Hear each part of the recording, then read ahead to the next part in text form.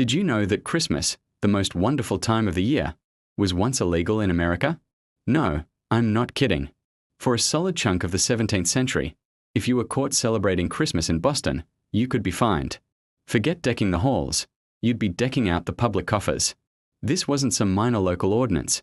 It was a full-blown war on Christmas, waged by the Puritans. So grab your eggnog, because today we are diving into the strange, true story of when the Grinch wasn't just a character, but the government. So, who were these guys, the Puritans? Think of them as the ultimate religious minimalists. They fled England because they thought the Church of England was still too flashy, too Catholic light. They wanted a pure, no-frills version of Christianity, and when they landed in the Massachusetts Bay Colony, they set out to build their perfect society. And in their perfect society, there was absolutely no room for Christmas. Why the intense hatred for Christmas? Well, the Puritans had a few major beefs with it. First, and this is the big one, the Bible doesn't actually say to celebrate Jesus' birthday. There's no mention of December 25th, no instructions for a tree, no hint of a stocking. For the Puritans, if it wasn't explicitly in the Bible, it was out. They saw Christmas as a man-made tradition, a popish invention, and they wanted nothing to do with it. Second, the history of Christmas was, well, a bit rowdy. The holiday had its roots in pagan winter solstice festivals like the Roman Saturnalia. Saturnalia was a week-long party where everything was turned upside down. People drank, feasted, gambled, and basically partied hard. The early Christian church, in a brilliant marketing move, decided to place Christmas right on top of these popular festivals to make conversion easier. But the Puritans knew this history, and they saw Christmas not as a holy day, but as a pagan party in a Christian costume. And third, the way Christmas was celebrated in 17th century England was just wild. It wasn't the cozy family gathering we imagine today.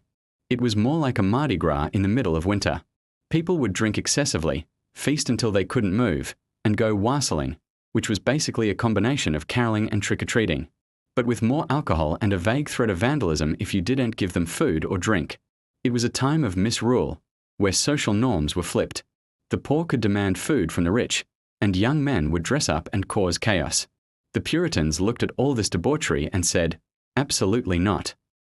This was the exact opposite of the orderly, pious, and sober society they were trying to build in the New World.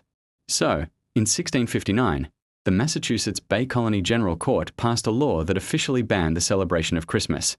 The law stated that whosoever shall be found observing any such day as Christmas or the like, either by forbearing of labour, feasting, or any other way, would be fined 5 shillings. That was a decent amount of money back then, about a day's wage for a skilled labourer. The message was clear. December 25th is a workday. No feasting, no parties, no fun. You go to work, you go home, and you pretend it's just another Thursday. Imagine that. Shops were open, schools were in session, and anyone caught humming a Christmas carol was breaking the law. For over 2 decades, this was the reality in Massachusetts. This wasn't just a suggestion, it was enforced. People were actually fined for daring to take the day off. It's one of the most bizarre chapters in American history. The very people who came to America seeking religious freedom were now denying others the freedom to celebrate a religious holiday. So what changed? How did we get from a Christmas ban to the Christmas-obsessed culture we have today? Well, the Puritan grip on power didn't last forever. The ban was deeply unpopular, not just with non-Puritans but even with some of the younger generation of Puritans who thought the old guard was being a bit extreme. More and more English immigrants arrived who didn't share the Puritan Scrooge-like views. They brought their Christmas traditions with them, and slowly, the culture started to shift. The real turning point came in 1681 when the ban was finally repealed. It wasn't because of a sudden change of heart. It was due to pressure from the English crown. The king wasn't a fan of the colonies making their own weird laws, and the Christmas ban was seen as a step too far. After the law was repealed, the new royal governor, Sir Edmund Andros, made a point of publicly attending Christmas services in 1686, which really annoyed the old-school Puritans. But even with the ban lifted, Christmas didn't just pop back up overnight. The anti-Christmas sentiment lingered in New England for a long, long time. For over a century, many people, especially in rural areas, still viewed Christmas with suspicion. It was seen as a British, Episcopalian thing, not something a true, independent American would celebrate. In fact, after the American Revolution, celebrating Christmas was almost seen as unpatriotic, a nod to the old British ways.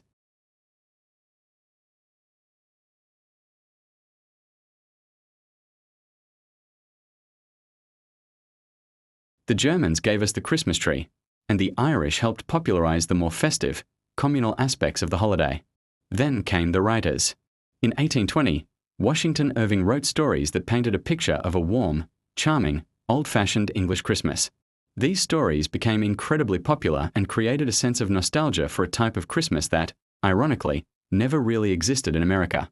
A few years later, in 1823, the poem A Visit from St. Nicholas, you know, 'Twas the Night Before Christmas, was published. This poem single-handedly invented the modern image of Santa Claus, the jolly, fat man with a sleigh and 8 tiny reindeer. But the final nail in the coffin for the old Puritan view was Charles Dickens' A Christmas Carol in 1843. This story was a cultural phenomenon. It completely reframed Christmas as a time for family, charity, and goodwill towards all. It transformed the holiday from a rowdy public festival into a family-centric, heartwarming celebration. Ebenezer Scrooge wasn't just a character. He was a symbol of the old, cold, anti-Christmas attitude, and his transformation was a call to action for everyone to embrace the Christmas spirit. By the mid-19th century, the tide had completely turned. Christmas became a fashionable, respectable holiday.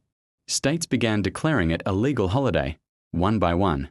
And finally, in 1870, President Ulysses S. Grant declared Christmas a federal holiday, cementing its place in the heart of American culture. So, the next time you see someone complaining about a war on Christmas because a coffee cup isn't festive enough, you can smile and remember the real war on Christmas, when the government literally made it illegal, when you could be fined for singing Joy to the World.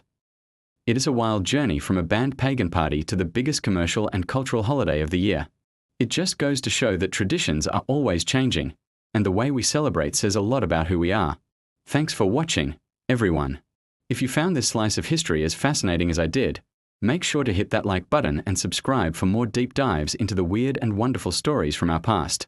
See you in the next video.